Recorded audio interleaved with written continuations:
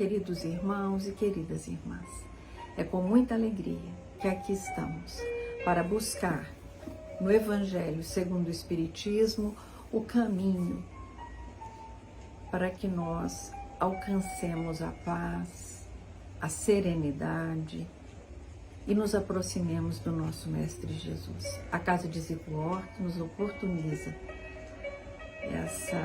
essa vivência semanalmente, através das nossas redes sociais, das redes sociais da nossa casa e também presencialmente, às segundas-feiras à noite e também às terças-feiras à tarde. Então busquemos a prece.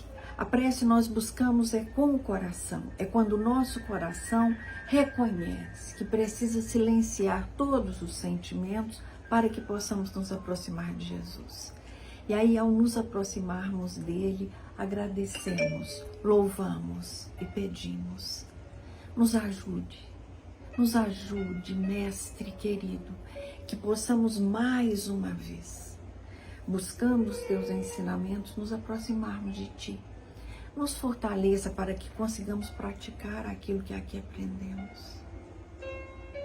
E assim, quando o nosso coração já está conectado com o nosso anjo guardião, com o nosso mentor, com o mentor da nossa casa, que é Zico Horta, nós então abrimos o Evangelho.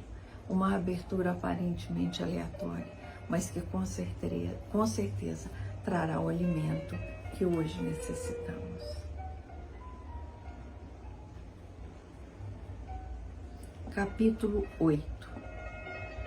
Bem-aventurados os que têm puro o coração. E aí vem uma citação de Mateus, no capítulo 5, versículo 8. Bem-aventurados os que têm puro o coração, porque verão a Deus. E aí vem Marcos nos dizer no capítulo 10, versículo 13 até a 16. Apresentaram-lhe então algumas crianças, a fim de que ele as tocasse. E como seus discípulos afastassem com palavras ásperas os que as apresentavam, Jesus, vendo isso, zangou-se e lhes disse: deixai que venham a mim as criancinhas e não as impeçais, porque o reino dos céus é para os que se assemelham a elas. Digo-vos em verdade que aquele que não receber o reino de Deus como uma criança, nele não entrará. E depois de as abraçar, abençoou-as, impondo-lhe as mãos. Então, nesse encontro, através da citação de Mateus e também de Marcos, lembrando a citação de uma das bem-aventuranças, esse sermão lindo, esse discurso lindo que Jesus nos deixa como bússola para a nossa caminhada. Ele diz: bem-aventurados os que têm puro coração. E aí Jesus, para facilitar o nosso entendimento, para que nós verdadeiramente desejemos nos aproximar dessa pureza, ele traz a imagem da criança. E pensemos em como uma criança se comporta. Quando ela deseja algo, ela pede, ela não camufla, ela não engana. Quando está difícil, ela também expressa. Quando ela gosta, ela também expressa. A pureza da criança é o que depois, à medida que esse ser vai crescendo, nós vamos nos distanciando dessa pureza. É o querer sem pensar, sem julgar, é o querer bem ao outro, é não fazer tanto a conta de que eu vou dar se eu receber, eu farei se fizerem por mim, eu estarei se estiverem para mim. A criança, ela não pensa nisso, ela faz, e ela faz seguindo o coração dela, não simplesmente seguindo a sua vontade, como se Jesus estivesse nos dizendo que, e algumas vezes, nós é que distorcemos, e parece-nos então que quando nós pensamos em nós, como a criança pensa nela, e aí nós estamos sendo egoístas, né? A criança, ela é generosa com ela faz para ela de uma forma tão pura, tão natural, e é assim que ela faz também para o outro. Depois nós vamos crescendo e vamos adquirindo valores sempre pertinentes à cultura a qual pertencemos, aos valores que a família que nos acolheu nos oferta. E aí nós precisamos fazer o quê? Precisamos buscar os ensinamentos de Jesus. E muitas vezes eu, muitas vezes, mesmo sabedora de qual é o caminho que o mestre me fala para ir, eu me perco. E me perco por quê? Porque fui displicente, porque fui egoísta, porque fiquei pensando só em mim, porque não controlei, porque não vigiei, que é outra orientação de Jesus, vigiai e orai. Eu preciso vigiar meus pensamentos, minhas emoções, meus sentimentos. E aí, quando eu não faço isso, normalmente, eu me perco. Me perco desses ensinamentos. E ao me perder, eu fico, então, reincidindo em atitudes, em sentimentos que vão trazendo para mim desesperança, vão trazendo para mim tristeza.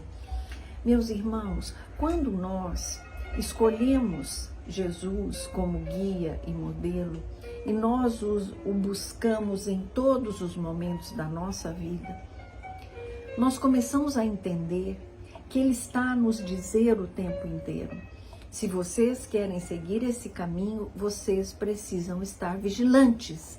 Um segundo de descuido, um momento em que meu pensamento alcança dimensões que eu não deveria nem ter aventado essa possibilidade, mas já fui até lá, já julguei, já me enraiveci. Nesse momento, eu vou me distanciando dele, eu vou me distanciando dos ensinamentos dele. Então, o que eu preciso fazer?